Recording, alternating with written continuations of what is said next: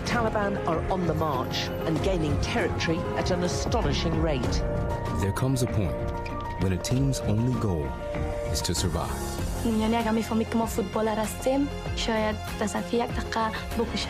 We started moving them in small groups through the mountains.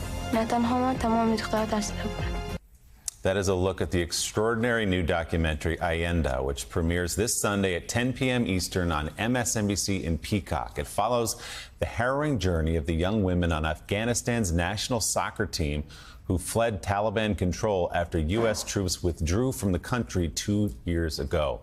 And the film's director and producer, Marie Margolis, joins us now. Marie, it's great to see you. Congratulations on this film. I've been hearing about this movie for at least a year. There's so much talk and buzz around it. It is really an extraordinary piece of work. So congratulations on the movie. But tell us about the story first, because we all remember those terrible scenes 2 years ago. It was August of 2021 of the evacuation of Americans from Afghanistan. And so begins the journey of this women's soccer team. Yeah, so 2 years ago, when the U.S. withdrew from Afghanistan and the Taliban begun to take control of the country, all sorts of groups of people were in danger, really, and felt like their lives were at risk under this new regime. And so you saw, thousands of Afghans flocking to the airport trying to escape. I grew up playing soccer, and so I was particularly drawn to the stories of young female athletes that felt like their lives were at risk. And so I found out about what the Afghan Football Federation was doing to get their girls and women to safety, and found out that this youth team was headed to Portugal, where they had gotten asylum after a harrowing journey out of the country. And so I met them in Portugal and started filming Allende almost 2 years ago exactly. You're humble. You were a college soccer star, but we don't need to dwell on that. I don't want to give away too much of the film. People are going to watch it this weekend on MSNBC, but how did they get them out of the country? How did they begin? Because it was so hard. Once the American evacuation was over, it was hard to get anybody out of there. It was hard to get anyone out, to say the least, particularly after, the U.S. had sort of set a deadline of when they were going to pull all of their troops out and all of their forces on the ground that would offer support getting at-risk groups out. And so these girls actually got out after that deadline.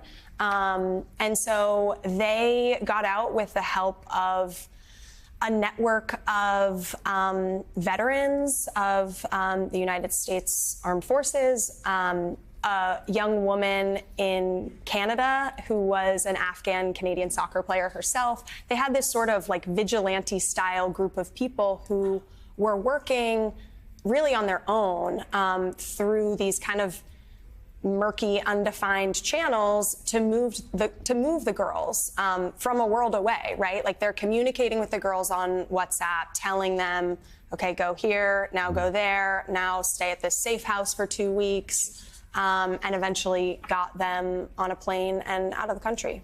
And was the concern not just that they wouldn't be able to play soccer under Taliban rule, but that they would actually be targeted because they were athletes? Yeah, I think at first that was certainly the concern, was, all sorts of people who had built lives for themselves under the United States occupied Afghanistan, whether it was someone who was supporting the U.S.-backed government or women with jobs, certainly, like I said, female athletes, musicians.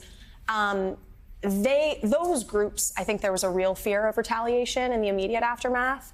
I think as time went on, if the girls had found safety in that kind of new world, there was a larger and much more profound fear, I think, that they'd essentially be erased from public life.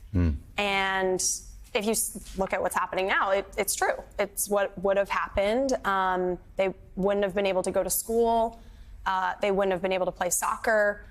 Basically anything that gave them the individuality and joy and empowerment that they were finding through soccer, those things were going to be taken from them. And so I think the calculus for them was, that's not a life that we want to live. Even if we can be safe, that's not something that we are going to stand for and stay around for. It's a heartbreaking story. It's a story of Afghanistan, but as you say, there's a thrilling element to it. You've got Marines, you've got a former CIA special agent working to get them out of the country.